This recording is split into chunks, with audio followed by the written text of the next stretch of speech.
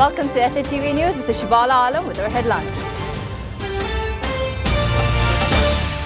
BNP holds rally before National Press Club demanding Khaldazia's advanced treatment abroad. Kurigram inundated by flash flood triggered by rains and onrush upstream water, rendering 20,000 people marooned. Court framed charges in graft case against former DG of DGHS Abul Kalam Azad and Regent Group Chairman Shahid Karim. Renewing the party's demand for allowing ailing Khaldazia to go abroad for advanced treatment, BNP today warned that people will not forgive the government if anything had happened to her due to lack of treatment. The party would like to make a final call for releasing Begum Khaldazia immediately and sending her abroad for advanced treatment. Otherwise, government must shoulder all the responsibilities, BNP Secretary General Mirza Fakhrul Islam Alamgir said. Speaking at a rally, the BNP leader also said that the government has to take the responsibilities for ensuring Khaldazia's advanced treatment abroad, or else if anything had happened to her, the country's people won't pardon them. They'll drag you down from power, he warned. BNP's Dhaka North and South units arranged the rally in front of the Jatiyo Press Club, demanding prompt steps for ensuring advanced treatment of Khaldazia abroad. Obaidul Qadir, General Secretary of Awami League, said that the detectives had received information about sabotage in the recent fire. This means of investigation will come out with accurate information. He said those who are doing this should be burnt in the fire. He said this while addressing a triennial conference of Mohammadpur Thana and Ward Awami League at Mohammadpur Town Hall in the capital on Sunday morning. The Awami League has taken a stand against the people protesting against the statement of Mirza Fakhrul. Obaidul Qadir said that the Awami League will not leave the highway. The General Secretary of Awami League said that the position of Awami League is not against the people but against communalism, against the lies of BNP. He warned the BNP not to play with fire. Education Minister Deepu Moni has said that the secondary school certificate SSC exam dated on June 25th will be held on June 24th as it coincides with the inauguration of the long-awaited Podda Bridge. The minister made the announcement during a press briefing on Sunday. Meanwhile, the SSC and its equivalent examination for this year will begin on June 19 and will continue until July 17.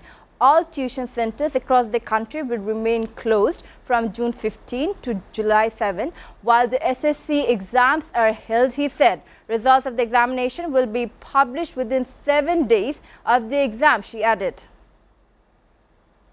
A Dhaka court has framed charges in a graft case filed by the Anti-Corruption Commission ACC against former Director General DG of Directorate General of Health Services DGHS Abul Kalam Azad and 5 others. Judge Asad Muhammad Asifuzzaman of Dhaka Special Judge Court 6 framed the charges on Sunday. At the same time, the court has fixed July 4th for testifying witnesses. Investigation officer and ACC Deputy Director Farid Ahmed Patwari filed the case on September 23, 2020 against 5. The IO filed charge sheet in the case on September 30, 2021 against 6 including Azad. The other accused are Regent Group Chairman Mohammad Shahid alias Shahid Karim, former DGS Director Aminul Hassan, Deputy Director Dr.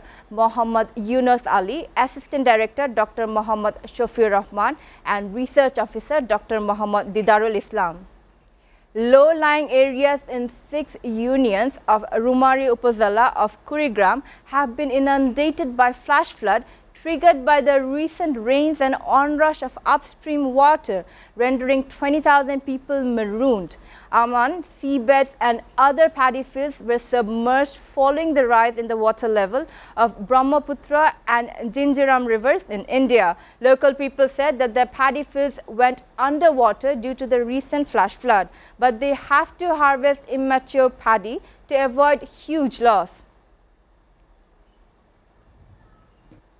Finance Minister AHM Mustafa Kamal has presented the budget for the fiscal year 2022-23 in the Parliament on June 9. He announced a special facility to bring back the money laundering out of the usual calculation of income and expenditure, with which a storm of criticism is going on across the country. In the past, even the opportunity to launder black money in the national budget did not work. The opportunity to bring back the money smuggled in this year's budget will also boomerang in the future. The criminal offence, like money laundering in the middle, will get legal legitimacy. Analysts and economists claim that it will encourage corrupt government officials and unscrupulous businessmen, while frustrated people will be disappointed.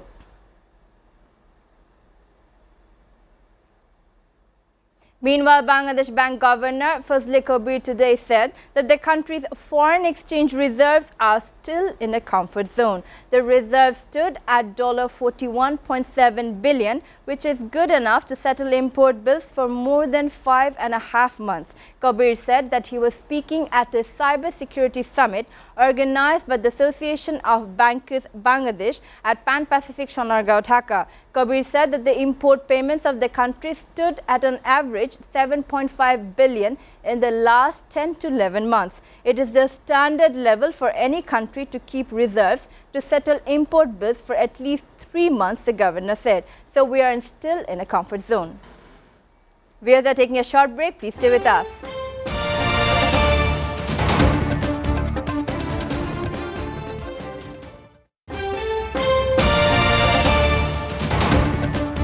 Welcome back. You're watching SATV News. Now we move on to the international story updates. Thousands of people rallied on the National Mall and across the United States on Saturday in a renewed push for gun control measures. It came after recent deadly mass shootings from Uvalde, Texas to Buffalo, New York. The activists say should compel Congress to act. Speaker after speaker in Washington called on senators who are seen as a major impediment to legislation to act or face being voted out of office, especially given the shock to the nation's conscience after 19 children and 2 teachers were killed May 24th at Robb Elementary School in Uvalde. The marches were organized after a Meanwhile, Pakistan's Prime Minister Shehbaz Sharif has requested the National Assembly Speaker Raja Parvez Ashraf to hold a debate and subsequently adopt a resolution to condemn BJP leaders' blasphemous remarks against Holy Prophet Hazrat Muhammad sallallahu alaihi wasallam in the upcoming session of the Assembly on Monday. In a statement issued on Twitter, the Premier denounced the violation of Prophet Muhammad Hazrat Muhammad sallallahu alaihi wasallam honor and said that the sacrilegious remarks have hurt the sentiments of 1.25 billion Muslims across the world. Accepting Prime Minister Shehbaz Sharif's request, NA Speaker Ashraf decided to discuss the issues of derogatory remarks by the fascist BJP leaders during the budget sessions of the Assembly today. He allotted 1 hour for the discussion and invited the opposition to attend the session. He said that there was a matter of concerning a political party or an individual, but a matter of faith. China will fight to the very end to stop Taiwanese independence, the country's defense minister vowed Sunday, stalking already soaring tensions with the United States over the island. The superpowers are locked in a growing war of words over the self-ruled democratic island, which Beijing views as part of its territory, waiting reunification. Frequent Chinese aerial incursions near Taiwan have raised the diplomatic temperature, and on Saturday, U.S. Defense Secretary Lloyd Austin accused Beijing of destabilizing military activity in a speech to the Shangri-La Dialogue Security Summit. Defense Minister Wei Fenghe hit back in a fiery address at the same event, saying Beijing had no choice but to fight its attempt are made to separate Taiwan from China. No one should ever underestimate the resolve and ability that the Chinese armed forces to safeguard its territory integrity. Those who pursue Taiwanese independence in an attempt to split China will definitely come to no good end, he added. Meanwhile, speaking to the Asia's largest defense summit, the Shangri-La Dialogue, South Korea's defense minister Lee Jong-sub said he is all ready to normalize security cooperation with Japan. Lee said that although Korea and Japan have many unresolved issues, Seoul intends to engage in serious dialogues with Tokyo. He also said Seoul hopes to reach reasonable solutions in a way that aligns with both two countries' shared interests. His remarks come a day after he attended a trilateral meeting with his US and Japanese counterparts where they agreed to strengthen defense cooperation. Now sports news. England and Germany failed to win the UEFA Nations League again. England have drawn a 0-0 with Euro champions Italy. Meanwhile, four-time world champions Germany drew 1-1 with Hungary. Both England and Italy struggled from the beginning in the Molyneux Stadium in Wolverhampton. No serious attack was seen throughout the match. The two teams left the field after sharing the points as they couldn't score any goals throughout the match. With this, the English failed to win 3 matches in a row in the League of the Nations. Germany, meanwhile, drew with Hungary despite failing behind in the other match of the day. Hungary took the lead in the 6th minute through a goal by Jazambo. 3 minutes later, German star Jonas Hoffmann equalized for the team. Before ending, we go to the headlines again. BNP holds rally before National Press Club demanding Khaltaz's advanced treatment abroad.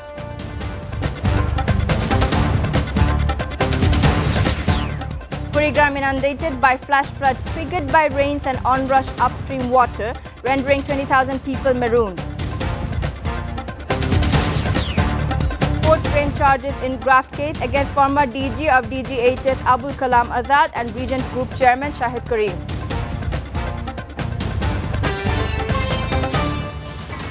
You're up to date so far here on SATV News, and to know the latest news, visit www.satv.tv. Stay with SATV.